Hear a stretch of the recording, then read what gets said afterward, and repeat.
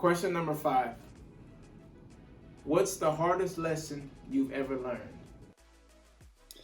What lessons have I learned? Hardest lessons. Oh man, that's a tough one because most of my lessons I've had to learn the hard way because I'm so stubborn. But um, oh man, hardest lesson. Well, I guess there's two really. The first one I guess I had to learn was that I've got my own path. Um, I don't have to compare myself to anybody. I am not. I'm not somebody else. I'm not trying to be something I'm not. As a teenager and as even a young adult in my early 20s, and uh, I struggled with pleasing everybody. I guess you could say I struggled with making sure everybody accepted me, and um, I wanted to make sure everybody liked me. I wanted my personality is I'm a peacekeeper. If you ever do the personality test, I fall under the peacekeeper personality, which means one of my biggest struggles is I don't like conflict, and I want everybody to be happy with me. I want everybody. I don't want. I want everybody's approval, essentially.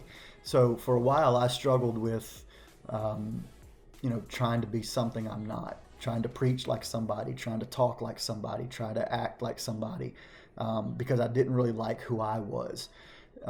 So I tried to emulate and really duplicate somebody else's life as mine. And I realized through meeting with, at the time we were living in Alexandria, Holly and I, and through meeting with, Pastor Anthony Mangan and Pastor Terry Schock, and these were my pastors, and I realized that, what, I have my own path. I don't have to be Daryl Weber. And this is going to sound weird, and don't take it the wrong way, but I don't want to be Daryl Weber because there is only one Daryl Weber. I don't. There's only one Anthony Mangan. There's only one Victor Jackson. There's only one Derek Stewart. There's only, don't try to be someone you're not. Don't try to be something you're not. You have your own path. Be you. Play to your strengths. Trust God. Stay faithful, and He will open doors for you. Secondly, and I'm still learning this one. This is because of my personality type. This is one that I struggle with to this day, and it's how to say no. Last year, if you don't know, most of you probably know, but like the health issues I went through last year, I was hospitalized several times. My wife even had some health issues as well that she was battling with. Hers were very serious. Mine were very serious. And so we went through a year that was just, man, it just wreaked havoc on us health wise. And we had to learn the hard way how to say no. And it took us going through that to realize that, what, sometimes it's okay to put me first, my health, my life, my family. It's okay to realize that you come first sometimes. You have to take care of you, because how are you going to minister to someone else if you are not healthy, physically or spiritually? How are you going to mentor somebody? How are you going to encourage someone if you're not where you need to be?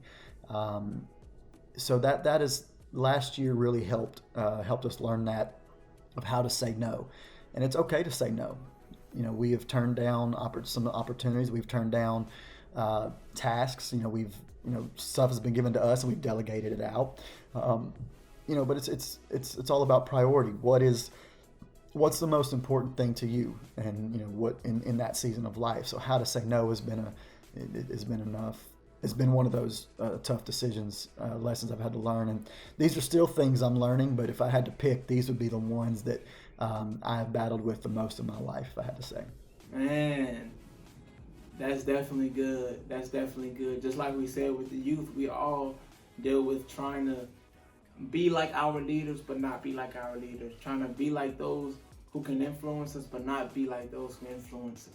Because God gives us leadership for an example, but He also gives us to be like who He created us to be. So that's awesome advice, Pastor D.